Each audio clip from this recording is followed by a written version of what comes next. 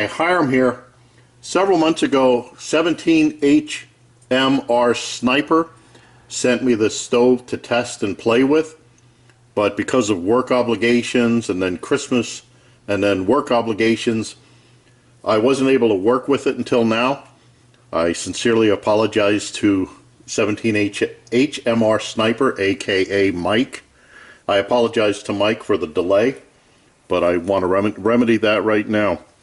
So Mike sent me this stove. It's basically a mini Sideburner stove. I think he calls it the Axe Can Mini Stove. The outside is made from an Axe deodorant can. The 1 ounce can. You can get these at a lot of places that have the travel size things for, shaving and whatnot. But anyway, the outside is made from this. The inside part is made from the top of a cottle, a beer cottle. It's just down in there like so. Now when it came in this envelope, and if you can see the envelope, it's really pretty tattered up.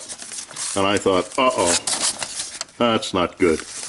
But Mike had shipped the stove in a pill bottle like this, and it withstood all that. Now what I wanted to do with this is I'm going to add a couple of things. A eyedropper bottle. This is a half fluid ounce eyedropper bottle. It's got a little more than a fluid, half a fluid ounce in it. So that should be about 2 burnings in this. And also I added a small piece of carbon felt. When I tested this when it first got to me, the weather was much warmer. So this is the kind of a burner that it has to heat up the whole stove so that you get jets of alcohol vapors coming out of here, and any kind of cold can make that make the stove not make vapors. So by putting it on this cold surface, which is about 50 degrees now, I'm sure it'll take forever to get it to come to a bloom. So I think adding a small piece of carbon felt to put that on top of will help isolate the cold temperatures. So anyway, all of this fits real nice into Mike's little bottle, like so. I'll have the specs down below as far as weight and dimensions. It's a pretty light little thing. Now this isn't for like a big pot like what I normally use, my Boy Scout pot, but I'm pretty sure it'll work real good with something like the GSI cup. What I'm going to do right now though is just try a flame test on this to show you how it burns. Again, have this half ounce little bottle of alcohol, methanol actually, and you just put it in there like so. Now you got to be careful as to how high you fill this. I'll show you in just a minute why.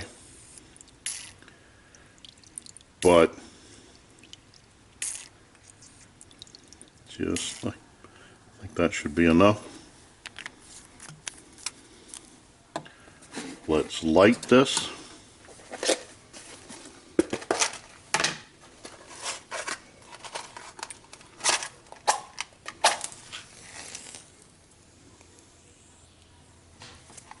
Okay.